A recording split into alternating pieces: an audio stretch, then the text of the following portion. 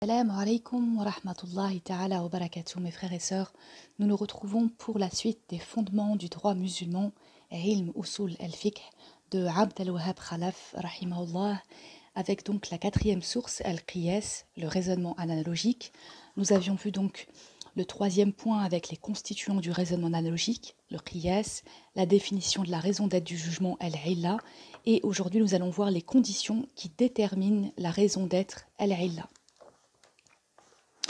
Des circonstances et des caractéristiques diverses peuvent être associées au cas principal faisant l'objet d'un texte. Toutefois, la circonstance considérée comme la raison d'être, al-illa, de la prescription, doit remplir un certain nombre de conditions.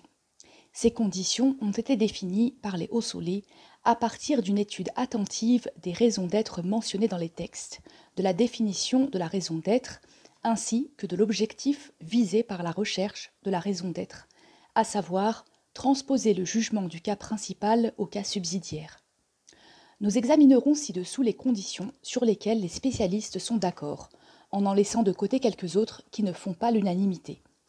La raison d'être doit obligatoirement remplir 4 conditions. 1. Ce doit être une circonstance objective, c'est-à-dire perceptible concrètement. En effet, c'est sa présence dans le cas subsidiaire qui permet d'y étendre la prescription valable pour le cas principal. Elle doit donc être vérifiable. Ainsi, l'on peut vérifier objectivement que le vin conduit à l'ivresse et que les autres boissons fermentées conduisent aussi à l'ivresse.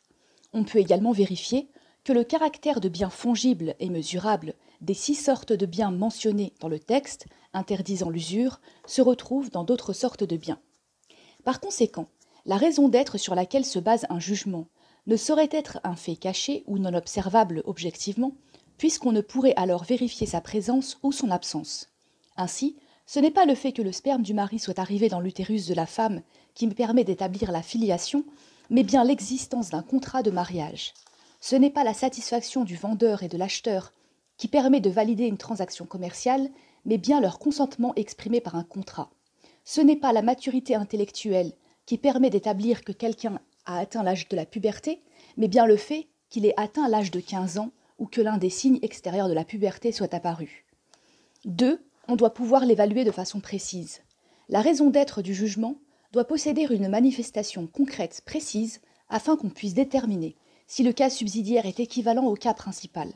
Ainsi, le fait de tuer volontairement la personne dont on doit hériter est une circonstance précise et vérifiable, et on a donc pu établir qu'elle était aussi présente lorsque quelqu'un tue celui dont il doit recevoir un legs par testament.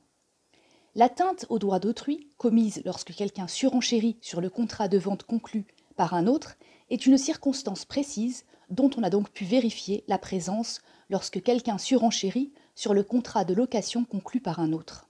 Par conséquent, la raison d'être ne peut pas être une circonstance vague, qui varie selon les conditions des individus. Selon les conditions et les individus. Ainsi, la raison d'être de la dispense de jeûner pendant le ramadan, accordée à ceux qui sont malades ou en voyage, n'est pas la difficulté en elle-même, mais bien la circonstance précise qui laisse supposer cette difficulté, c'est-à-dire la maladie ou le voyage.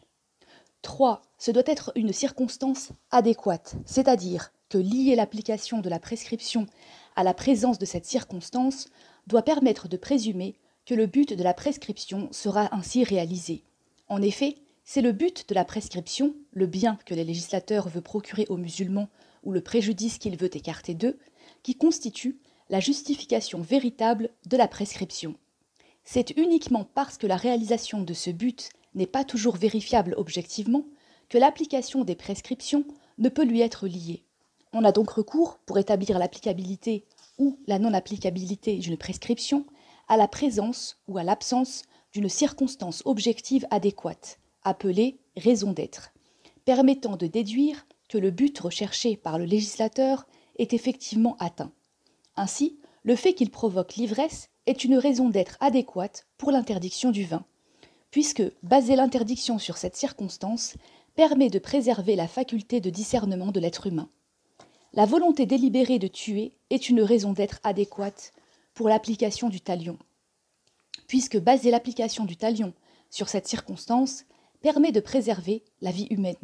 Le vol est une raison d'être adéquate pour l'application de la sanction consistant à couper la main du voleur ou de la voleuse, puisque baser l'application de la sanction sur cette circonstance permet de préserver la propriété. Par contre, les circonstances accessoires, dont l'analyse montre qu'elles ne sont pas liées au jugement ni à son but, ne peuvent jouer le rôle de raison d'être. Ainsi, on n'attachera pas d'importance à la couleur du vin, à la nationalité du meurtrier, à la couleur de la peau du voleur, etc. En outre, dans certains cas particuliers, un jugement ne pourra avoir pour raison d'être une circonstance normalement adéquate, mais dont la validité se trouve infirmée par un facteur externe, de sorte qu'elle ne conduit plus à la réalisation du but de ce jugement. Ainsi, un contrat de vente conclu sous la contrainte ne peut être la raison d'être d'un transfert de propriété.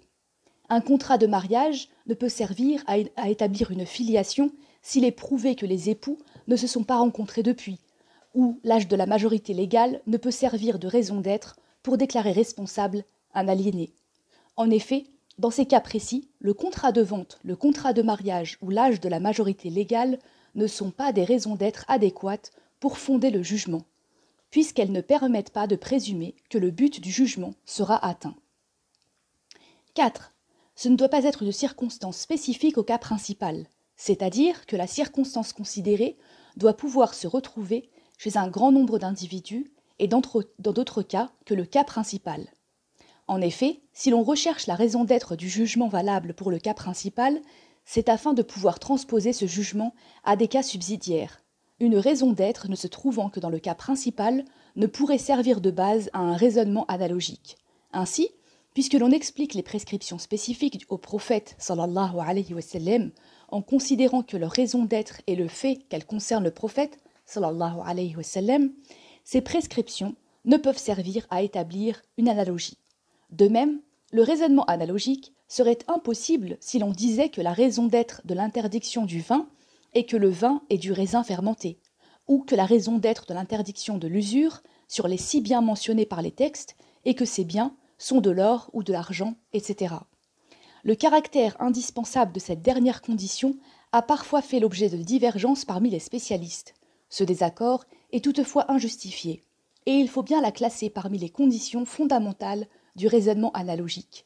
En effet, la raison d'être d'une prescription ne peut donner lieu à un raisonnement analogique que si elle est transposable, c'est-à-dire si elle n'est pas spécifique au cas principal et peut se retrouver ailleurs. Dans la prochaine vidéo, Inch'Allah, nous verrons les différentes catégories de raison d'être.